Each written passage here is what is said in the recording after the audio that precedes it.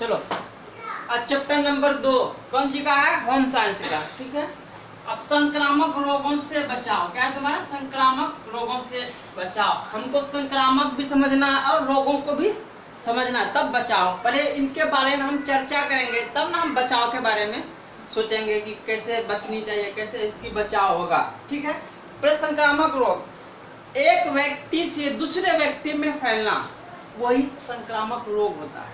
ठीक है, एक व्यक्ति से दूसरे व्यक्ति में फैल जाता है जो रोग, वो क्या हो गया तुम्हारा? संक्रामक रोग। अब रोग किसे कहते हैं, इनके बारे में जानेंगे। ठीक है, रोग किसे कहते हैं ना? शरीर में क्या कहता है? शरीर में उत्पन्न किसी प्रकार की, शरीर में उत्पन्न किसी प्रकार की विकार, जैसे मान लेते हैं जैसे कोई प्रकार की विकार हो जाए, है ना, तो हम लिख देते हैं तुम्हारा शरीर में। पहले हम किसको जानेंगे? रोग को जानेंगे। ठीक है, रोग को जानेंगे। शरीर में उत्पन्न किसी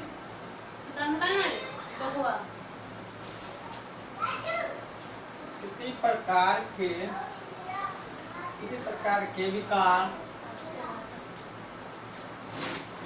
जैसे चुप रहो, जैसे शारीरिक,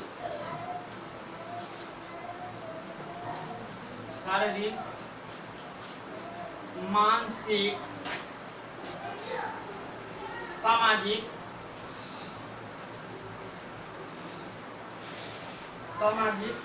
विकारों को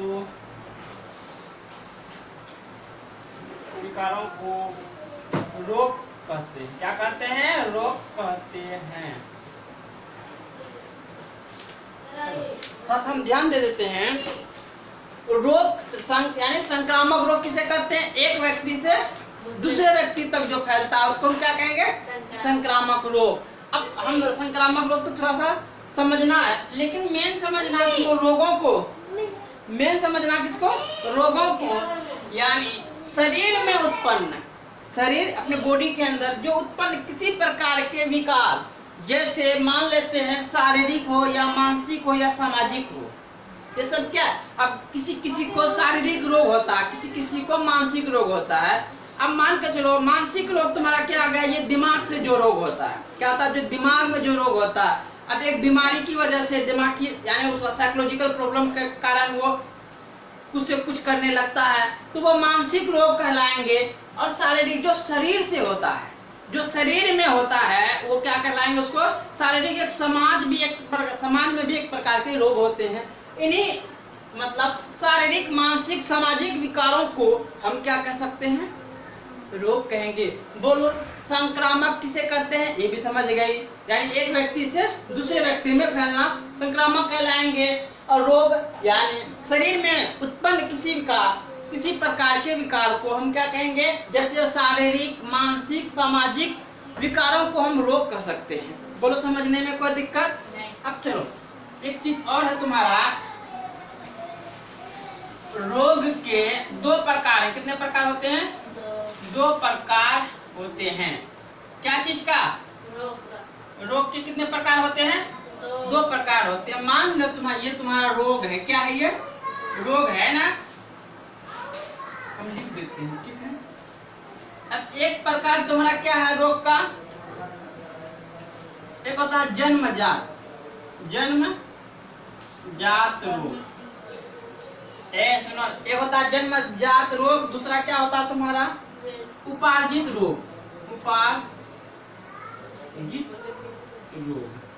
देख लो, उपार्जित रोग। ठीक है, एक होता है रोग। कितने प्रकार के होते हैं? दो प्रकार के होते हैं, जन्मजात रोग, दूसरा उपार्जित रोग। अब तुमको जन्मजात रोग है, इसके बारे में हमको चर्चा करना है, और उपार्जित रोग के बारे में भी चर्चा करना। ठीक है, अब जो जन्म से जो रोग होता है, जन्म से, अब पैदाइश के वक्त जो जन्म से देखे हो कभी कभी वो उसका बोलता है ना कि जन्म से ही वो बीमार है ना, जन्म से ही उनकी चाहे बहुत तरह की बात होती है, उनको ये जो बीमारी है जन्म से ही पैदाशी है ना। लेकिन ये जो जन्मजात रोग है, इनके बारे में थोड़ा सा सोचो। जन्मजात जो रोग है ये पीढ़ी दर पीढ़ी होता है। ये जो जन्मजात रोग जो है क्या होता है, पीढ़ी दर पीढ़ी तक होता है। अब मान कर चलो किसी की बाप का कोई जन्मजात रोग था, खानदानी असर बोलता है ना कि खानदानी असर है, उनको खानदान में भी था इनका वो रोग, तो उनका भी जिसके किसी बाप का था तो उनका बेटा को भी होगा। ये कौन सा रोग कहलाएंगे, उसको जन्मजात रोग कहलाएंगे, है ना। अब मान कर चलो जन्मजात रोग उसको कहलाएंगे जो जन्म से रोग होता है, तो उसको जन्मजात रोग है। लेकिन जैसे मान लेते हैं हम हेमोफीलिया, क्या तुम्हारा हेमोफीलिया। अब तुम पूछोगे कि हेमोफीलिया क्या है, जानना ना पड़ेगा हेमोफीलिया क्या है। ये क्या होता है, हेमोफीलिया क्या होता है, तुमको चाहे तुमको अगर तुमको जन्मजात से कोई रोग है ना, तो हेमोफीलिया जिसको है, ये रोग जो है जन्मजात से जो हेमोफीलिया जो रोग होता है उनको, अब ये जो क्या कहते हैं, अगर मान लो किसी को जन्मजात से कोई बीमारी है, रोग लगा हुआ है, अगर जरा सा भी उनको हल्का सा भी चोट लगने से अगर उनकी खून बहता है, जानते हो वैसा जो जिसको जन्मजात से रोग है, जरा सा भी चोट लगने से अगर खून बहता है, वो खून नहीं रुकता है, जल्दी बंद नहीं होता है, बहुत मुश्किल से बंद होता है। क्या समझे यहाँ पे, जो तुम्हारा हेमोफीलिया रोग है ना, जन्मजात से जिस व्यक्ति के पास रोग है, तो वैसे व्यक्ति को जरा सा भी चोट लगने से अगर शरीर से ब्लड आ जाए, तो जानते हो वो ब्लड जल्दी कंट्रोल में नहीं आएगा, बहुत मुश्किल से उसको बंद करना पड़ता है। वही उसी को हम क्या कहेंगे। लेकिन ये रोग जो पीढ़ी दर पीढ़ी होता है, बाप को हो गया तो उनका बेटा का होगा, अगर दादा का अगर रोग था पहले से, तो उनका बाप उनका बेटा पे, या फिर उससे उनका बेटा पे आया। अब उपार्जित जो रोग है वो जन्म के बाद होता है। उपार्जित रोग किसके कहते हैं, जो जन्म के बाद होता है। वैसे रोग जो जन्म के बाद होते हैं वो रोग वो उपार्जित रोग कहलाते हैं। मान लो तुम उपार्जित रोगों का दो लक्षण होता है, दो कारण होते हैं। उपार्जित रोगों का कितने कारण होते हैं, दो कारण होते हैं। क्या कारण होते हैं, एक संक्रामक है ना।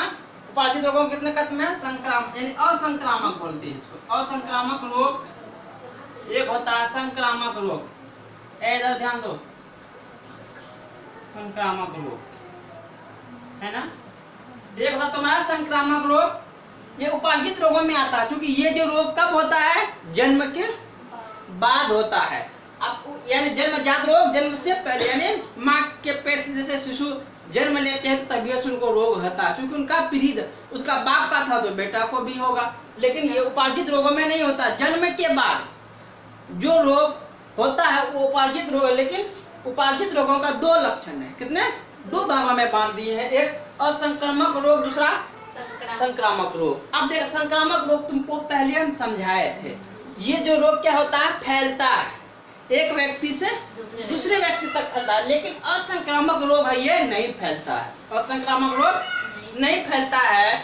अब मान लेते हैं जो, जैसे तुमको मान लेते हैं कुपोषण, कुपोषण एक उदाहरण और ले लेते हैं, कुपोषण, कैंसर एक उदाहरण और लेते हैं, एनर्जी है ना।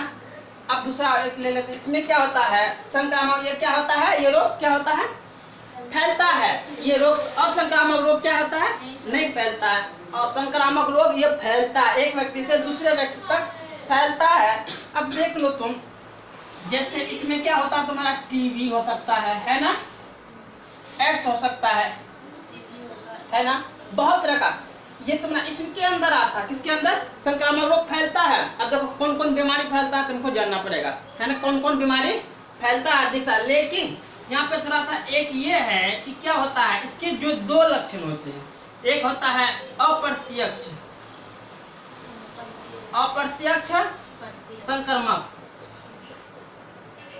संक्रमक, दूसरा क्या होता तुम्हारा प्रत्यक्ष संक्रमक। प्रत्यक्ष, इनके कितने कारण होते हैं? 2 कारण होते हैं। और प्रत्यक्ष संक्रामक एक होता है प्रत्यक्ष संक्रामक। बोलो इतना में से समझने में कोई दिक्कत? कोई दिक्कत? अपनी अच्छी से समझ जाओगे तो तुमको कोई दिक्कत नहीं होगा। चलो हम थोड़ा सा टॉपिक को आगे बढ़ाते हैं। चलो अब हम पढ़ते हैं बाल्यावस्था। बाल्यावस्था, एक क्वेश्चन पूछेगा बाल्यावस्था रोग, है ना। अब बाल्यावस्था रोग जो है, इसके अंदर कौन कौन रोग आते हैं तुमको एग्जाम में पूछ सकता है। यानी वेरी वेरी इंपॉर्टेंट है ये चीज तुम्हारा। बाल्यावस्था जो है रोग, बाल्यावस्था किसको कहते हैं? हम पढ़ाए थे बाल्यावस्था किसको कहते हैं? 2 से 12 वर्ष का बाल्यावस्था कहेंगे। लेकिन बाल्यावस्था के व्यक्ति में कौन कौन रोग पाए जाते हैं, इनको कौन कौन रोग हो सकता है, इनके बारे में थोड़ा सा हम जान लेते हैं। चलो इसका हम एक कॉलम बना लेते हैं, ठीक। पहले लेते हैं हैजा, क्या ले लेते हैं? हैजा। दूसरा गलसुआ। तीसरा अतिसार। चौथा खसरा।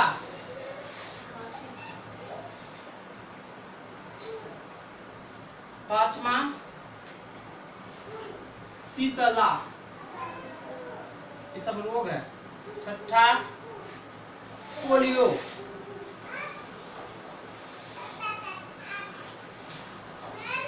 इसके बाद सर्दी व खांसी। इसके बाद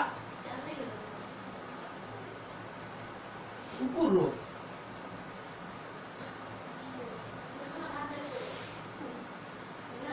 कुकर खांसी। अब देख लो, एक हम कई प्रकार के रोग दे दिए हैं, तुमको याद कर लेना चाहिए। बाल्यावस्था में कौन कौन रोग होते हैं इनके बारे में हम चलते हैं। बाल्यावस्था में सारे रोग हो सकते हैं, है ना। लेकिन खास तौर से एग्जाम के अंदर पूछे जा सकते हैं। एक हैजा के बारे में पूछ सकते हैं, एक अतिसार के बारे में पूछ सकते हैं, पोलियो के बारे में पूछ सकते हैं, कुकर खांसी के बारे में पूछ। ये तुम्हारा इम्पोर्टेंट है, ये एग्जाम बोर्ड के एग्जाम में तुम्हारे लिए इम्पोर्टेंट है, बाकी सब इम्पोर्टेंट तुम्हारे लिए नहीं है। हैजा, अतिसार, पोलियो, कुकर खांसी, ये कौन सा अवस्था में होते हैं? बाल्यावस्था में ये सब होते हैं। ये क्या तुम्हारा बाल्यावस्था के रोग, क्या है तुम्हारा? बाल्यावस्था के रोग। या तुम कह सकते हैं संक्रामक। क्या होता है? संक्रामक। संक्रामक रोग के क्या होता है? 3 घटक होते हैं। कितने होते हैं? ये भी पूछ सकते हैं। यानी संक्रामक रोग के कितने घटक होते हैं? 3 घटक होते हैं। अब कौन कौन होते हैं ये भी तुमको जान लेते हैं। पहला होता है तुम्हारा होस्ट। दूसरा तुम्हारा क्या होता है? प्रतिनिधि। तीसरा क्या होता है तुम्हारा? माध्यम। ठीक है। अब देख लो, होस्ट जो तुम्हारी है इसको हम क्या कहते हैं?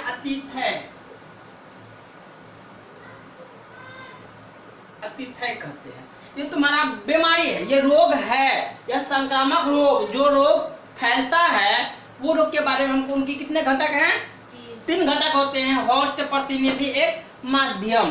अब देख लो, होस्ट जो तुम्हारी है ना, ये अतिथि कहलाएंगे। लेकिन जो प्रतिनिधि है, क्या है? प्रतिनिधि है जो, ये क्या होता है? जीवाणु,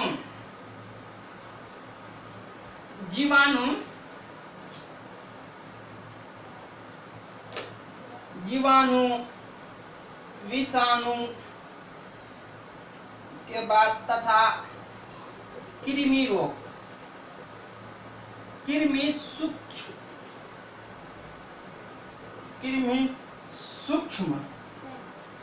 सूक्ष्म कीटाणु। ठीक है। अब माध्यम जो है तुम्हारा वायु, जल,